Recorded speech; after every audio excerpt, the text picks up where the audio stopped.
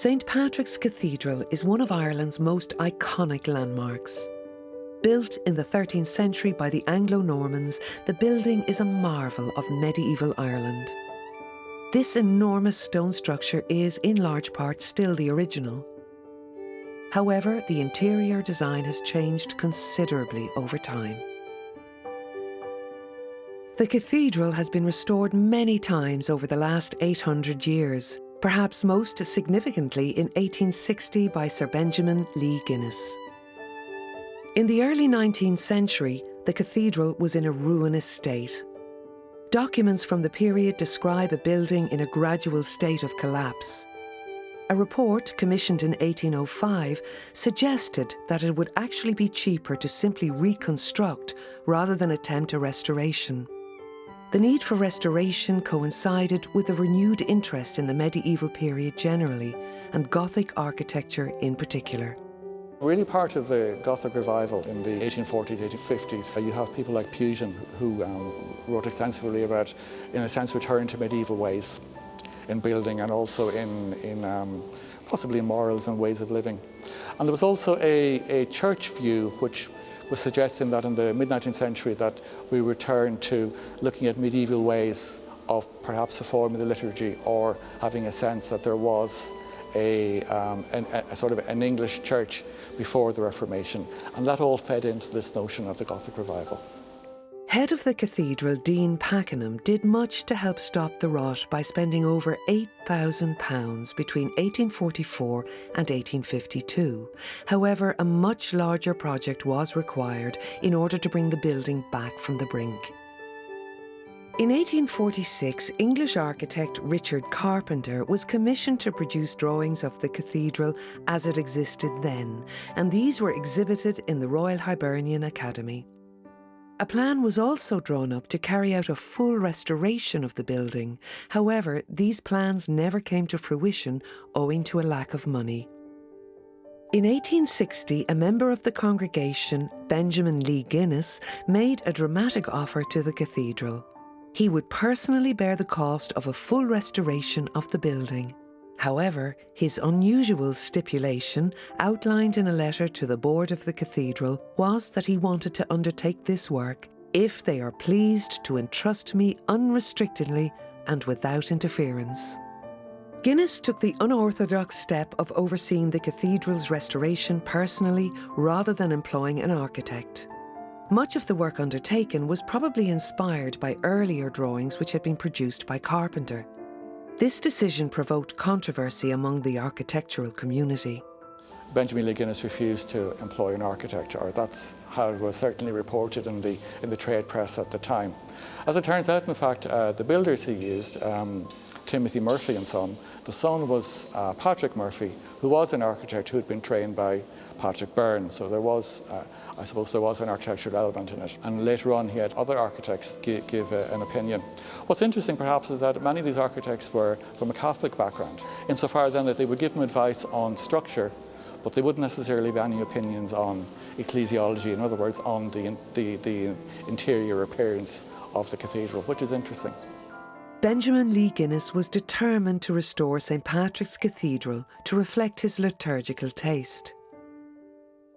The medieval building was representative of a different age in church teaching, where the clergy were separated from the congregation by a large stone screen with an organ built on top.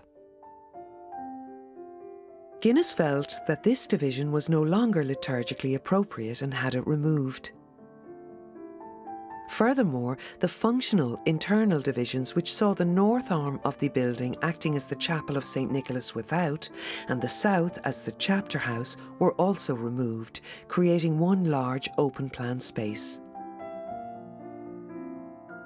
Guinness's work on the nave was quite spectacular, in sort of in a Victorian, fearless way. He propped up the roof of the nave while the whole south arcade was rebuilt from the ground. He also had to rebuild the gable of the south transept, which was also in danger of falling. And also at this stage, he reincorporated the north transept back into the cathedral. That had been used as a separate parish church since the 14th century.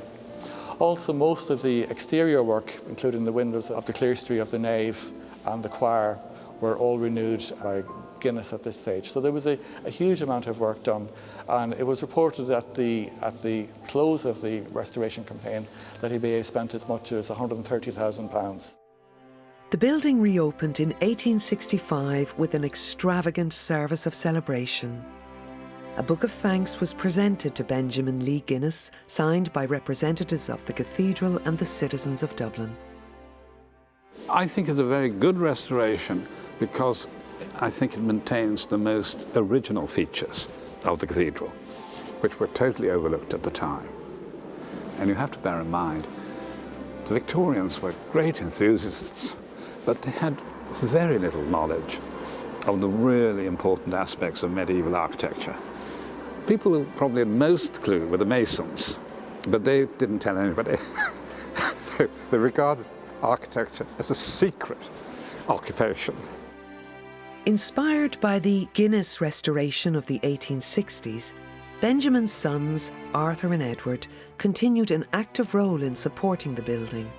Arthur Guinness, Lord Ardilaun, added new tiles throughout the cathedral, inspired by the surviving medieval tiles in the baptistry.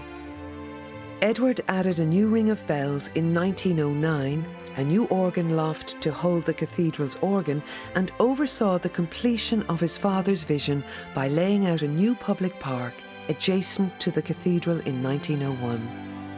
The ivy window, installed in 1937 and dedicated to Edward, is themed appropriately around charity. He also, of course, was involved with the Ivy Trust buildings which surround the cathedral on all sides. So there's this wonderful legacy of the Guinnesses in this building, almost going from the inside out, if you can imagine, where they've moved from just restoring the building to actually transforming the landscape in which the building is set.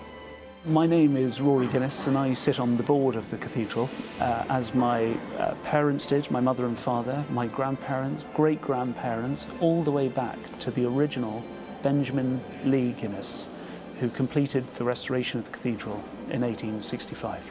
Benjamin Lee wrote to Dean Pakenham along the following lines: "Will you excuse me for requesting that no memorial perpetuate the name of the humble individual who undertook this labour of love as a small token of his gratitude to God for his many mercies and for his feelings for the honour of his native city."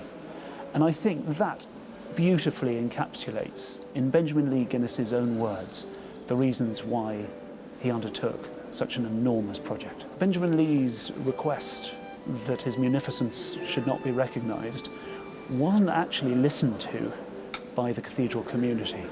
And still to this day, I'm immensely flattered to think that his contribution is recognised in the beautiful statue outside.